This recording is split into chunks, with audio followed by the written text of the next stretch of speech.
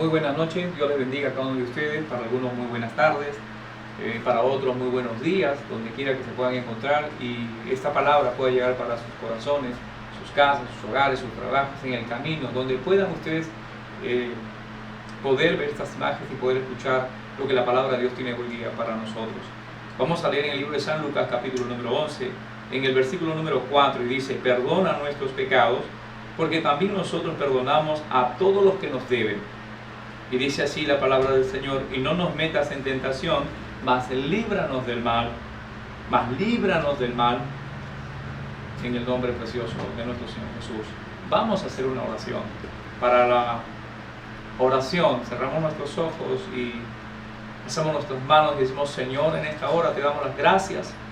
Oh precioso Espíritu Santo, danos, Señor, ayuda, danos, Señor, entendimiento, no solamente para nuestras vidas, sino ministrando a todos aquellos que puedan escuchar esta palabra, en el nombre precioso y maravilloso de nuestro Señor Jesús.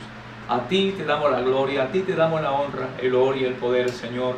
Ministranos en esta hora, en el nombre precioso de nuestro Señor Jesús. Y en ese nombre, que es sobre todo nombre, decimos amén y amén. Muy bien, hemos visto aquí la Escritura, gloria al Señor, dice: perdona nuestros pecados, porque también nosotros perdonamos a todos los que pecan, los que se rebelan, los que nos hacen daño, los que nos lastiman contra nosotros. Es fundamental el perdón, es fundamental el perdón.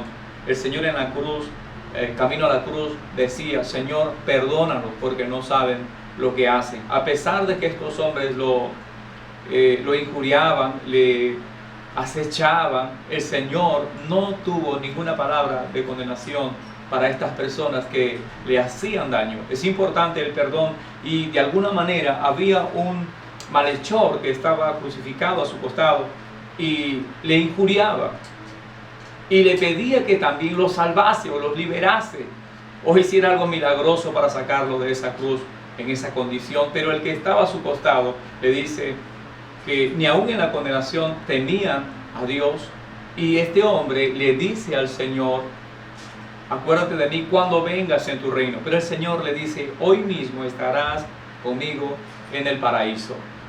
Entonces encontramos que sin perdón no hay evangelio, sin perdón no hay gracia de Dios, sin perdón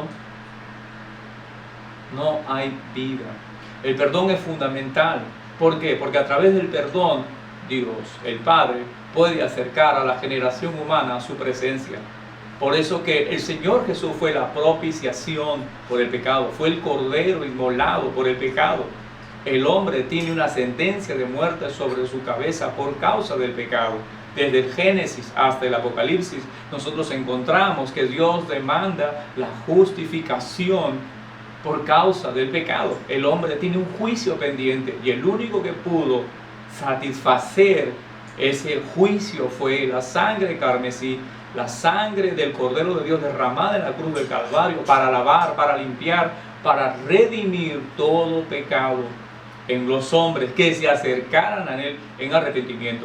Dicho sea esta palabra, nosotros nos podemos remontar al libro de Éxodo, cuando encontramos que cuando el pueblo de Israel estaba en el desierto y ellos celebran la Pascua, y normalmente ya había pasado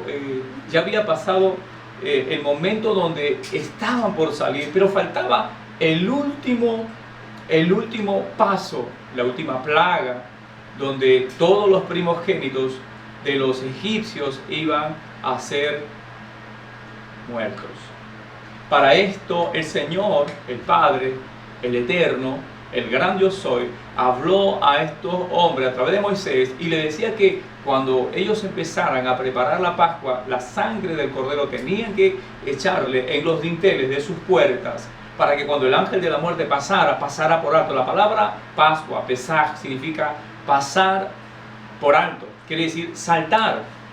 Entonces eso significa la Pascua, y nosotros entendemos hoy que la Pascua de nuestra gracia hoy es el Señor Jesús. Él es nuestra Pascua, Él es nuestro Pesaj, Él es nuestro saltar por alto. Donde esté la sangre puesta en nuestra vida, pues pasará por alto toda maldad. a todo aquel que se acerque a este cordero, todo aquel que celebre en este cordero, todo aquel que se humille a este cordero, será manchado con su sangre para ser justificado, perdonado y salvado. Bendito sea el nombre del Señor. Entonces encontramos aquí, perdona nuestros pecados, porque también nosotros perdonamos a todos los que nos deben. La palabra del Señor habla acerca de un hombre a quien su dueño tenía un acreedor a quien él le debía dinero, y este hombre, al no poderle pagar, el acreedor agarra y lo manda a que lo lleven a la cárcel. Sin embargo, este hombre suplica y llora y le pide que por favor le dé un tiempo y que él le iba a pagar. Entonces este señor le perdona y lo envía libre. Cuando este criado, cuando este siervo sale a la calle, se encuentra que también tenía un deudor pobre. Y este deudor le clama, le llora y le pide por favor que hiciera misericordia con él, que él iba a pagar hasta el último centavo. Pero sin embargo este hombre no toma en cuenta esta palabra y toma a él, a su familia, y los mete preso. Cuando uno de aquellos que escucharon esta injusticia de este hombre fueron y le avisaron al superior y le dijeron todo aquello que había hecho este mal servidor, y lo hicieron llamar y le llamaron y le consultaron: ¿por qué no tuvo misericordia si yo tuve misericordia de lo que tú me debías? ¿Y por qué tú no usaste de misericordia con este siervo?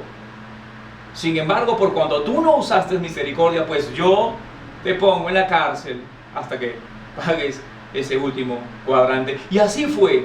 Entonces dice la palabra del Señor que Él nos da el perdón para que nosotros también podamos perdonar. Entonces aquí dice claramente: Padre, perdona, gloria al Señor, nuestros pecados, porque también nosotros perdonamos, deberíamos de perdonar a los que pecan, a los que nos ofenden, a los que nos lastiman, a los que nos dañan. Entonces es fundamental el perdón. En la regla de la oración, si no hay perdón, no hay oración. La gracia se manifiesta por el perdón. Y luego dice: y no nos metas en tentación, líbranos de mal. Porque la palabra y esta oración dice: no nos metas en tentación, líbranos de todo mal. La oración también es para no entrar en tentación. El Señor Jesús le dice a sus discípulos: orad para no entrar en tentación. Cuando Él se va a orar al monte, le dice a sus discípulos que ellos oraran, y cuando Él regresa los encuentra durmiendo. Y le dice: orad para no entrar en tentación, orad y velad para no entrar en tentación. Y luego se van nuevamente a orar, y cuando regresa nuevamente los encuentra dormidos. Y dice la palabra que cuando ya estos estaban rendidos de sueño por la tristeza, le dice: levantaos que viene el que me entrega. Entonces es necesario que el hombre ore para que no entre en tentación. El Señor le dice a Simón: Simón, Simón, Satanás os ha pedido para zarandearos como a trigo. Satanás os ha pedido para sacudirte como el trigo. Pero yo he orado por ti para que tu fe no falte. Y una vez confirmado, pues confirma a tus hermanos. Bendito sea el nombre del Señor. Entonces vamos a ver aquí en la Escritura, bendito sea el Señor, ¿en qué tiempo es la oración? ¿Cuándo se debe orar? La Escritura dice que no hay hora para la oración, debe ser siempre, a cada hora. Sin embargo, nosotros vamos a ver aquí en el capítulo número 11 en adelante, dice: ¿quién de vosotros que tiene un amigo que irá a medianoche y le dirá: amigo, préstame 3 panes, porque un amigo mío ha venido a mí de camino y no tengo que ponerle delante? Y el de dentro respondiendo le dijere: no me seas molesto, la puerta está ya cerrada y mis niños están conmigo en cama, ¿no puedo levantarme y darte? Os digo que aunque no se levante a dar por ser su amigo, cierto por su importunidad se levantará y dará todo lo que habrá de menester. Entonces, lo que trata dando el Señor a través de este ejemplo, no es que seamos importunos, sino que Él no tiene hora. A cualquier hora podemos acercarnos, así como este muchacho inoportuno fue a buscar a su amigo y él se molestó. El Señor no se molesta porque a cualquier hora podemos acercarnos a su presencia para orar, para pedir, para clamar en esta regla, en esta medida. Bendito sea el Señor. Y dice: yo os digo, pedid y se os dará, buscad y hallaréis, llamad y os será abierto. porque todo aquel que pide recibe, y el que busca halla, y al que llama se le abre. Otra parábola que el Señor refiere acá y dice: ¿cuál padre de ustedes, si su hijo le pidiere pan, le dará una piedra? O si le pide, dice, un pescado, en lugar de pescado le dará una serpiente? O si le pidiere un huevo, le dará un escorpión? Pues si ustedes, siendo malos, sabéis dar buenos regalos o buenas dádivas a vuestros hijos, ¿cuánto más vuestro Padre Celestial dará el Espíritu Santo a los que se lo pidiesen? Dice el Espíritu Santo. Entonces vemos aquí que la palabra nos manifiesta que, habiendo padres malos, saben dar buenas cosas a sus hijos. Si le pide un pan, no le da una piedra. Bendito sea el Señor, ¿verdad? Y si le pide un huevo, pues no le dará un escorpión. ¿Cuánto más vuestro Padre le dará el Espíritu Santo a los que se lo pidan? Entonces, Él es el Padre bueno por excelencia, y Él da buenas cosas. Y Él es dador, Él es benigno, es parte de sus atributos. Dios es bueno, ¿verdad? Pero Dios también es justo. Dios también es justo. Dios también es justicia. Y demanda de la misma manera en esta gracia al hombre que encuentre su presencia. A su nombre la gloria. Bien, vamos a ver aquí nosotros que un hombre, el profeta Daniel, también se acercó. Ahora vamos a ver el capítulo número 9 en el libro de Daniel, y vamos a ver que este hombre Daniel oraba por su pueblo. En el capítulo número 9, versículo 9, dice así la Escritura: el profeta Daniel había sido llevado cautivo a la ciudad de Babilonia, y ellos estaban como sirvientes del rey. Sin embargo, en esa cautividad, estos hombres empezaban a clamar y a pedir al Señor, ¿verdad? Daniel pasó la cautividad de Babilonia y también de los persas, y este hombre oraba para que venga la restauración de su pueblo. Pero interesante lo que Daniel hace en esta oración, y encontramos, dice: